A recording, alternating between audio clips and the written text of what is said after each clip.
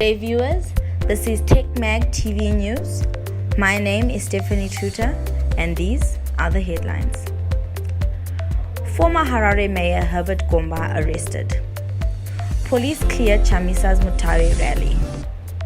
Monzora leaves MDC Alliance partner stranded after refusing to share 150 million Zimbabwean dollars.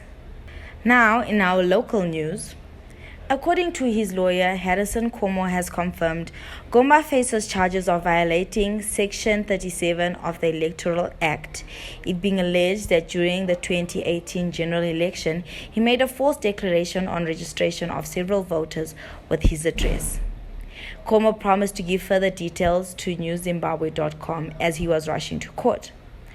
Over the weekend, Gomba's whereabouts were unknown after his party CCC spokesperson Fadzai Mahera on Twitter alleged he had been forcibly taken from his home by unknown men who presented themselves as CID operatives. The Zimbabwe Republic Police has given Citizens Coalition for Change a green light to conduct its rally slated for Sakuva Stadium in Mutare Saturday. The rally is part of CHAMISA's campaign to drum up support for CCC candidates as the southern South African nation is on the verge of parliamentary and municipal by-elections ahead of next week's parliamentary and legislative by-elections. CCC Manicaland spokesperson David Panganyani confirmed the police clearance to newszimbabwe.com, adding that preparations to host CHAMISA in the province are now at an advanced stage. In other local news, ZANU Ndoga Secretary General Farai Mudzingwa was left stranded after MDCT leader Douglas Monzora reneged on his earlier promise to surrender the party's share of the political grant he received from the treasury recently. Mudzingwa had traveled to Harare from his Chimanimani base to collect the money, only to find himself aground with no accommodation, food and transport fees, despite having been assured the money was ready for collection at the party's Morgan Richard Changirai House headquarters last weekend. It has since emerged that Mudzingwa later contacted MDCT National Chairman Morgan Komichi, who sent him 1,500 Zimbabwean dollars via EcoCash. However, Komichi has refuted the claim, stating that ZANU Ndoga is only trying to create unnecessary drama. And now, in our regional news, a strong explosion near a gold mining site in southwestern Burkina Faso killed 59 people and injured more than 100 others on Monday, the national broadcaster and witnesses reported. The provisional toll was provided by regional authorities following the blast in the village of Gomblora, RTB reported. The explosion was believed to have been caused by chemicals used to treat gold that were stocked at the site. Sanson Kumbo, a forest ranger who was at the site during the explosion, told the Associated Press by phone that he had seen the bodies scattered. The first blast happened around 2 p.m., with more explosions following as people ran for their lives, he said. Lawmakers in Ethiopia voted Tuesday to end the country's 3-month state of emergency early as mediation efforts to end a deadly war in the north continue in the Horn of the African nation.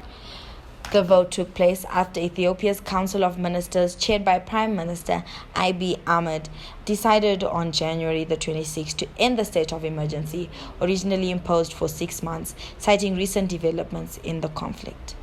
And now, in our international news, Biden to announce $800 million in new military assistance to Ukraine. President Biden is planning to announce $800 million US in new military assistance to Ukraine on Wednesday, according to a source familiar with the matter. The new assistance includes anti-armor and anti-aircraft weapons, the source told ABC News. The funding is part of $13.6 billion aid package to Ukraine that was included in the $1.5 trillion government spending bill that Biden signed into law Tuesday. The law designates that $3.5 billion of the Ukrainian aid packages go towards weapons, but leaves the exact military equipment and weaponry up to the administration. Biden is expected to provide more details on how the $800 million will be spent. After more than 2 years, New Zealand will reopen its borders to Australians starting April the 12th and to international tourists from visa waiver countries from May the 1st. The move is part of efforts to accelerate economic recovery, according to a statement from Prime Minister Jacinda Ardern.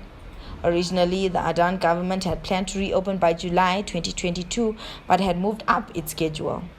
And now, in our tech news, many Ukrainians and Russians lost access to their bank accounts in the days following Russia's invasion.